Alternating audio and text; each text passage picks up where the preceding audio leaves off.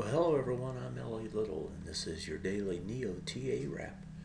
We take a look at these markets, and we do it from a neoclassical perspective each time, asking ourselves what happened today, and what does it tell us about the coming ones. We do this show 4 times a week, every Monday through Thursday, broadcast at or before 10 o'clock Eastern Time, archived on YouTube, available to you there. It's under channel L.A. Little. You can subscribe anytime content is pushed. You'll be notified. As far as what happened in the markets today, let's take a look. We actually had an up day, and it was kind of an interesting one because we gapped down this morning. It was quite a reversal back to the upside. It was a straight up shot from the beginning. Pushed it topside. Dow up triple digits, 0.6. We had 0.8, 0.7. You can see it across the board. Gold was up big as well, 14. Looks like about 14 bucks at the end. IEF, so bonds. Actually, the short end of the curve was up, the long end of the curve down. Silver up as well. Gas and oil both up, and the dollar was down, although the dollar clawed back at the end, and it was quite a turnaround for the dollar. Let's take a look at the details and see what we got here. So unfortunately, as I'm recording here, I don't have the volumes in today at this particular time. They'll come in a little bit later, it looks like. But you got to push up today, just like last Monday. You got to push up, right? We can look at the proxies like the SPY. You can see it was heavier volume than Friday, but not so much compared to the others. So push up, but nothing special. Just run-of-the-mill, thrashing back and forth. If we look at, and I'll use the Qs and the IWM for the other two. Same thing here. You open over the lows, you can't break it down, right? Volume flips around. I'll get a little bit more than Friday, push back up. Nothing special. The real test is going to be here. It's on the IWM. IWM's coming back up to that breakdown bar's top, the 125.60. It probably is going to try to test it either tomorrow or the next day. And that price point, it doesn't have the volume coming back up there, but that's going to be the test, and that's probably going to be the next tell, is whether you can get over it or not. And that's the huge unknown at this point. The thing is, right now in these markets, if you're using oscillators, if you're using MACD, if you're using any of those things, they're all flat lined. They don't know what to do. They don't know if we're going up or down, and you can argue either side. It really depends on your bias, right? You can make that argument for either side. The real test is going to be, do buyers show up at higher prices or do they not? In other words, if you get up here, do they keep coming in? If they don't, and you get down here, do they keep selling? Right? That's going to be the test. That's going to be when you actually know something. Because so far, breakouts last 2-3 months, other than this one breakout here, right, they have gone nowhere. They got reeled in every time they went higher. So the test is going to be is when do we get a sustained leg either up or down? And right now, the market is not really telling you which it wants to do. There are some little simple signs, though. I wouldn't call them simple, but some signs kind of under the cover. Let's look at those real quick. I talked about it last night on the weekly show, and if you're not aware, we do a weekly show on a Sunday. And that's the transports, right? Transports trying to break down. Swing point lows here, and what does it do today? It gets underneath it, volume expands, gets under it, comes back up, but stays underneath these swing point lows. And the real test here now this week is, does it stay there? You got a breakdown on the weekly, on the dailies, right? If you stay in that area and you stay broken down, potentially a big issue. Transports, of course, go hand in hand with the industrials. I'm using the XLI to look at it. It got a nice little spike back up today, so it's not in danger. Matter of fact, if you look anywhere today other than the transports and the financials, they were all pushing and pushing higher by the end of the day, and really no tells there. The biggest gains, of course, were in energy. Got a 1.8% move here on the XLE. The XLB had a pretty good move going on today. Ended up 0.8. It was up about 1%, 1.1, I think, at one point. Even the SOX and the IBB and the others that were trading down heavy to start with reversed and came back. There's the SOX, and one that's been struggling is the IBB, and even this came back up and didn't finish too bad comparatively. So, you know, you don't have much on the sectors. The only tell today on the sectors was the transport breaking down, breaking those two swing point lows. I'd be watching it closely tomorrow to see what it wants to do. I'd also be watching that Russell to see if it tests those highs, because that's going to be a key point going forward.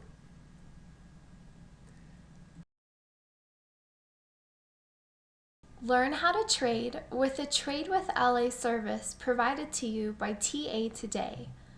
This service includes daily portfolio and comments that are emailed to you before the market opens each morning. We provide a daily view of the markets and a model portfolio you can follow even if you work another job. Every weekend, LA records his weekend broadcasts that gives you a synopsis of the week and a prognosis of coming weeks. You will also have access to our Teach and Trade room, where LA provides day trades and teaches neoclassical concepts throughout the trading day. To get started, go to our homepage and click Trade with LA.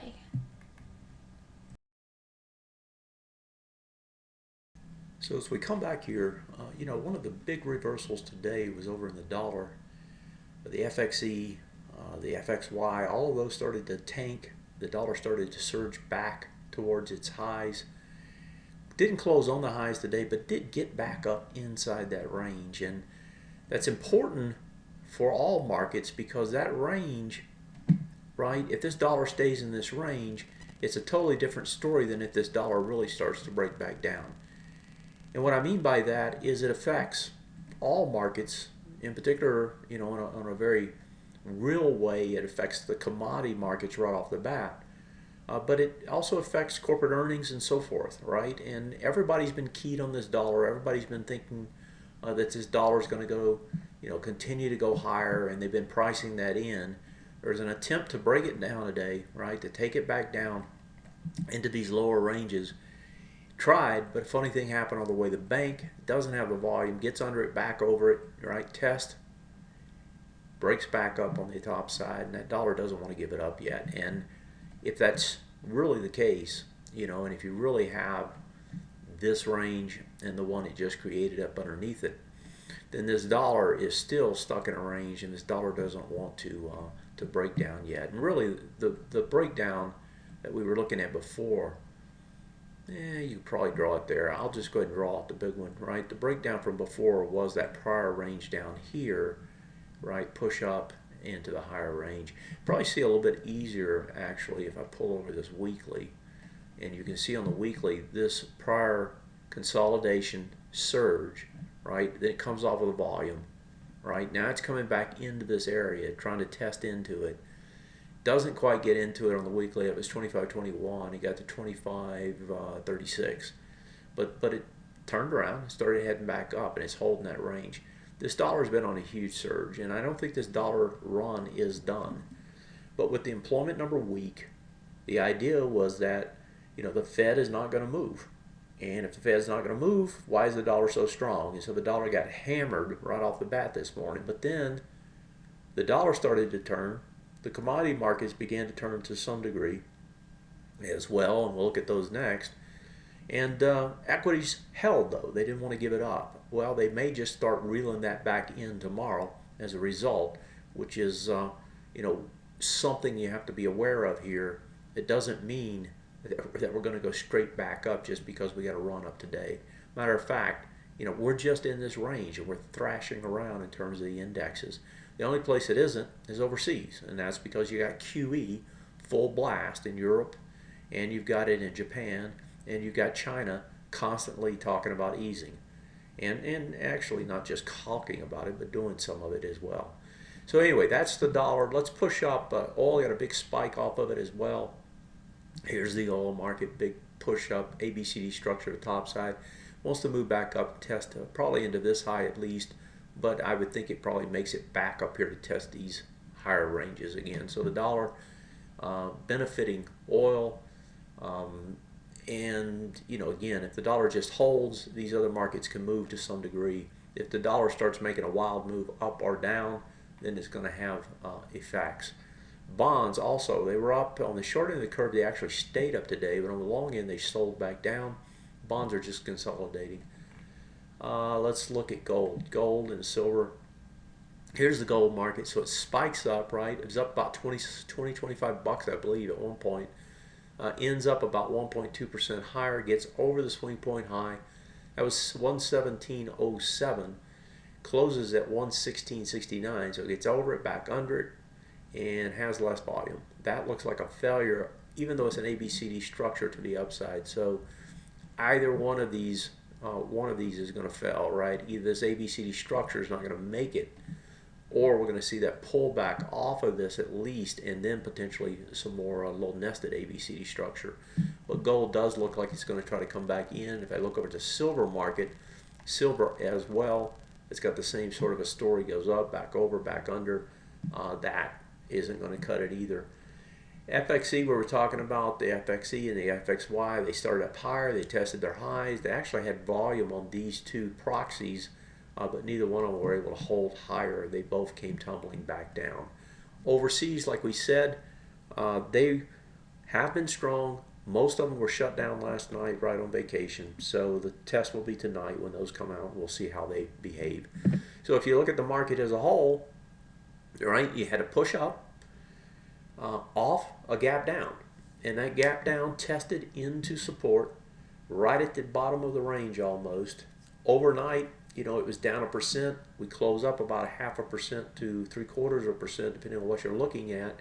And so you're just thrashing around inside that range. So as we come back here for the final thoughts, we'll look at that and decide what it means for tomorrow and for the rest of the week. Be right back. So the final thought tonight is really the earlier thought, and that is that there's really two things to watch tomorrow and to see how they play out. Transports, they broke down. Do they stay down? Right? That's a key test tomorrow, the next day, the whole week actually. If they do, it's the next sector transitioning to a lower trend on an intermediate term time frame. The other thing to watch, of course, is also what we mentioned earlier, and that's the Russell. Can this Russell push back up, test these highs, actually the breakdown bars high, and get over it? If it can, of course, it's going to test the high, probably go higher. If it can't, well, again, this is where people are trying to rotate money to. If it can't go higher, then what are they going to do? They're going to rotate right back out of it. And you can see it's got a little ABCD structure to get it up to new highs if it can get over that. That's the key tell right there. So I would be focused on those. If you look at the calendar and you look at what's happening, you've got, Janet Yellen and her crew putting the minutes out. You can pop over if you want to the resources, and let me grab, excuse me, if I can grab it here. So if we grab the resources calendars and go to the international calendar, you've got 5 central banks telling you stuff. You've got the BOE here, you've got the Fed minutes here. You've got 2 of them tomorrow. You got the Australia and the Indian banks. A lot of data coming out again this week. You got earnings on Wednesday, Thursday, prelude to next week's onslaught of earnings. There's a lot taking place. The real test is going to be how this market behaves at those critical points technically, how it reacts to all this data and the various machinations of the central banks, which, for one, I will be totally happy when these central banks no longer are the power gods that they seem to be. When this market finally wakes up and says, hey, maybe these people really don't have the answer. That will be a blessing, actually, because I'm kind of, I don't know about you, but I'm pretty tired of trading around central banks day in and day out. It seems to be all we do anymore. That's it for tonight. I might get my take here for the rest of this week is thrashing. We're going to test tops, we're going to test bottoms. We tested bottoms today, I wouldn't be surprised if we test the tops tomorrow, the next day, in that smaller range. And then one way or the other, this thing's going to break. And when it does, that's going to be the next leg, up or down. And I think you can argue either one right now if you wish. It really depends on your bias. Folks, thanks for joining me. Have yourself a great night. And it won't be long, and we'll get an answer to direction. And like I said last night, my bias here still, personally, is from some sort of downside testing to come. I'll see you then. Good night.